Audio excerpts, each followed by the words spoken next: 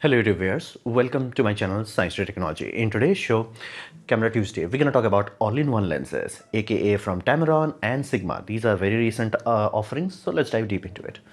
So let this be very clear. We are not talking about a flagship lens which is like GG performance or greatness or something like that. It's more for realization that cameras have become stupendously expensive.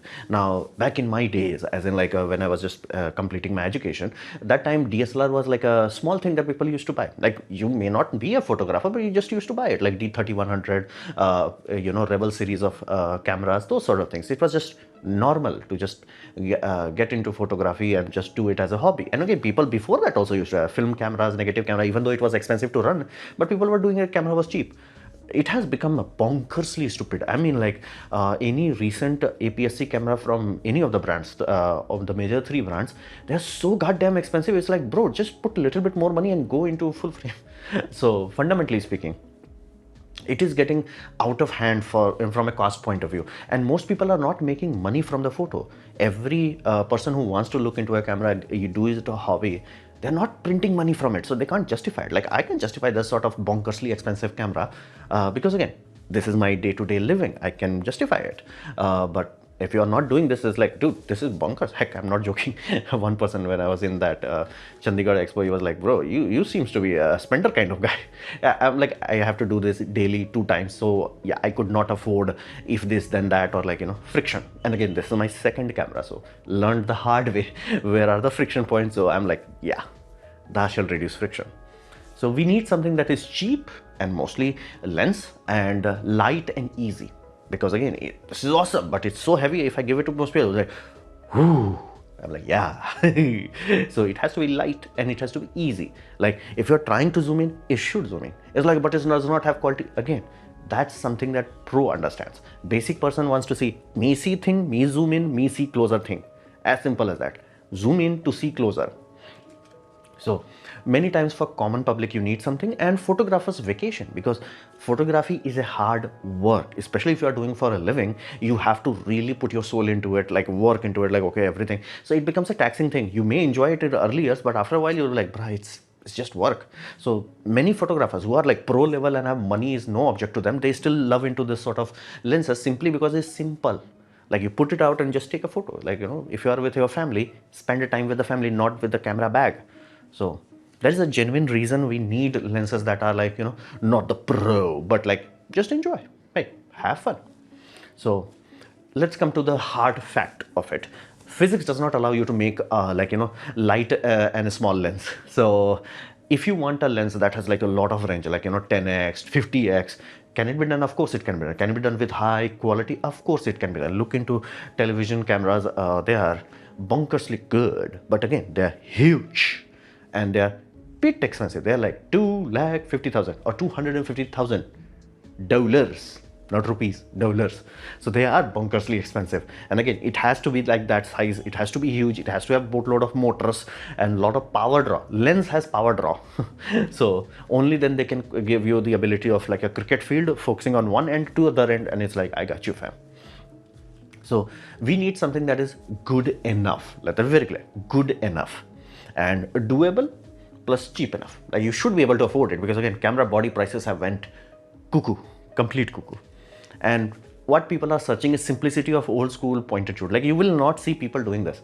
Like you will have a feeling that person who is doing that either A, have boatload of money, and B, they're actually doing it because again, either it's related to their very dedicated hardcore hobby, or doing it as like, practice or something like that. Like just this no longer becomes, and again, you can say people can do with mobile phones. We had smartphones. It's just that cameras were cheap enough. Now they are not cheap enough. So we need something that can, bring down the cost. So the first offering is Tamron. This is 25-200mm, which is 8x lens. They kind of did not reach that pure 100x mark. 10x mark.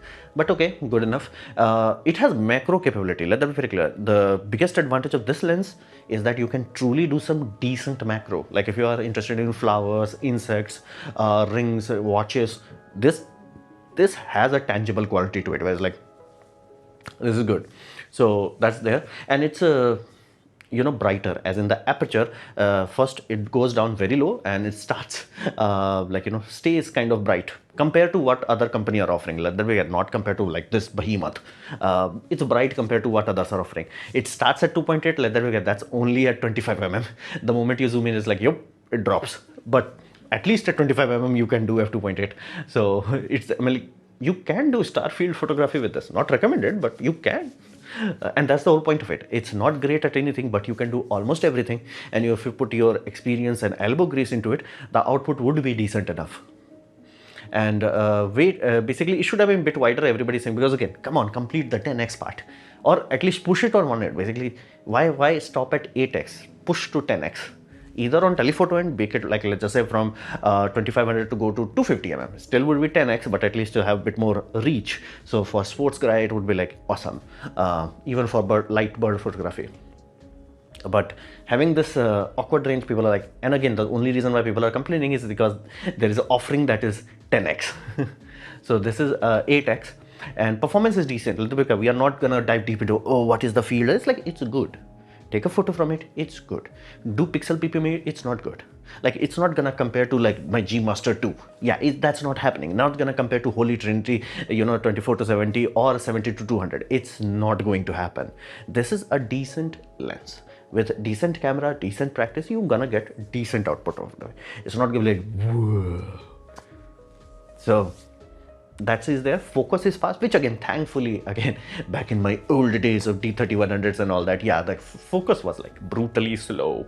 I have that day, so that was my last camera before this. It still used to make sound, focusing used to be. Now we have silent coil motors, so focus is fast and decent.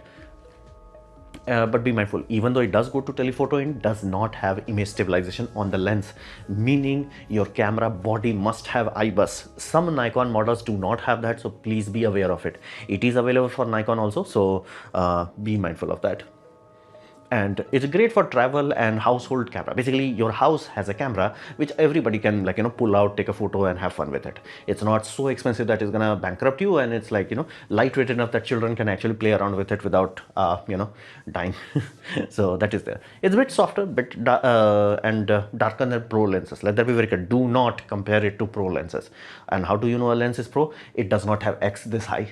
How do you figure out the X? Take the bigger number, divide by the smaller one. The end. Now we come to Sigma suffering. That's why everybody was complaining about that. That goes to 20-200. I had something similar. My point and shoot camera, my first point and shoot camera was Nikon Coolpix S80-100. It was like 30-300. So this is 20-200, 10x lens. So it does not go that much more in telephoto, but it's almost trying to replace two lenses. Like for example, I have one Holy Trinity is 24-70, and there is another Holy Trinity 70-200. It's like, what if both of them got married and got a bit wider? So this is that puppy, meaning on paper, wise, this can replace two of the Holy Trinity lenses. And it is great for wide angle. Now, does it matter to go from 20 mm to 25 mm? Yes. When you are talking about telephoto, you are zooming in like this, and it feels almost similar to cropping in. But when you are talking about wide, it's not the same. You can't zoom out. So when you are talking about wide angle, so 25 would be this and 20 would be this. So yeah, wide angle is a bit more, numbers have disproportionate amount of, basically the smaller the number, the degree field of view goes exponentially larger. So, and again, it feels wider. Now, is that important to you? If you are that kind of guy who wants to do self-videography, shut up, take money. If you are in a scenario where you are always too cramped, too close to each other, and again, you may be that kind of guy, I enjoy wide angle photography, have fun with that. Macro is weak compared to the Tamron one, and other vectors are okay. Again, this is also light, 540 grams, and cost is around 91,000, which is 20,000 expensive compared to Tamron. I'm like, it's not that good, $1,000. So you really need that extra and extra reach of the wide angle. Otherwise, yeah, it's not worth 100 extra dollars. Heck, buy extra battery at that price. So performance is decent, focus is good. IBUS, again, this also does not have IBUS. Great for travel, great for household, and do not compare to 70-300. Let that be very clear. If you are really looking for a cheap lens and you have a purpose in mind, not just all-rounder, purpose in mind, you're like, you know what, I do a lot of bird photography and I really need a good lens, look into 70-300, similar kind of price bracket, and that will be better and much brighter. This puppy is dark. This puppy starts at 35mm and drops to freaking 6.3. 6.3. I've never seen a lens end at that point. 6.3. Like even in my DSLR days, I bought like 70-300. That only went to 5.6. Like 6.3. Where the hell that came from? So, oh, and not to mention, it drops very quickly. So you zoom in even a little bit first. It does not start with very bright, and it drops very quickly. So there is a compromise when you are getting this sort of all-in-one lens, but it does give you flexibility, very good learning experience. So question becomes which one you should buy. Yes, both are good all-rounder lenses and great for learning photography, and they are uniquely suited to be your first lens because you buy them, you learn from them, you figure it out, and then because the range is so much, it will tell you what you bias yourself toward. Meaning, if you're like, hey, most of my photos are wide angle, directly dive into the wide angle side of the lenses. If like, hey, most time I'm like completely zoomed in, directly go into the telephoto end. That's a great part out of it. But once you buy that, you do not have to throw these away. Every time you have those sort of lenses, those will be your workhorse, and this will be your easy comfort lens. Whereas like, you know, hey, I do not want to burden myself, I just want to have something light and something decent enough. This will be like, I got you.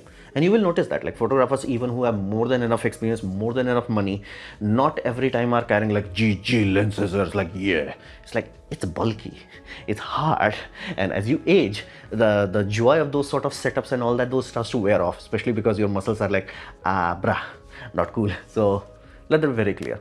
Now fundamentally, I would bias more towards Tamron, simply because you can see it's much brighter.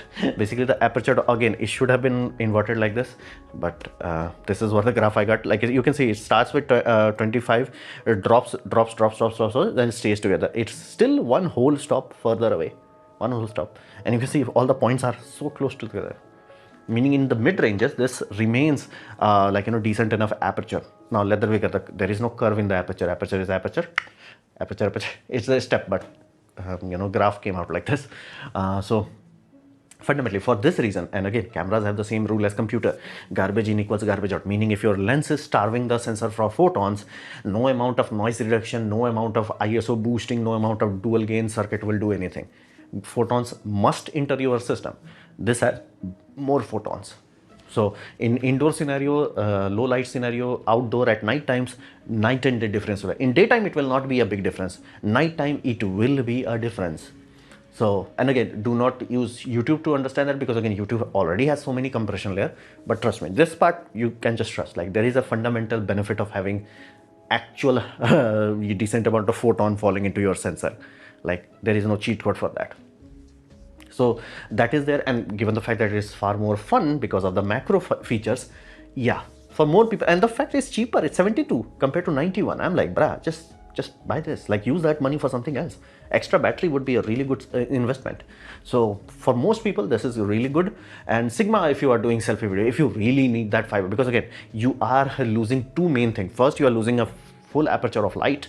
Second, you are also losing macro capability. So you are giving up significantly. So unless you are that kind of guy, and again, price is a bit too spicy.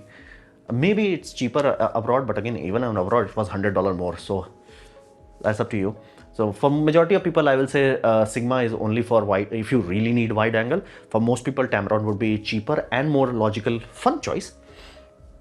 And they are not too costly, not too heavy, and they do not have the problem of like kit lens, where it's like, it rarely has any actual benefit after you graduate into pro lenses. This has the advantages. Like, hey bro, me flexible, you can buy a Holy Trinity, but are you gonna swap lenses? Are you gonna carry the heavy weight, or are you gonna carry me? So it has a genuine point even as your third, fourth lens collection grows.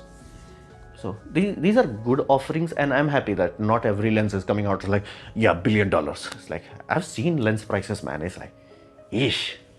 By the way, I'm not joking. For some reason, 70-300 lens, which is again not fixed aperture, not even that bright, For micro third was more expensive than this. I'm like, what the hell? That's why I said, like, the prices are not logical anymore.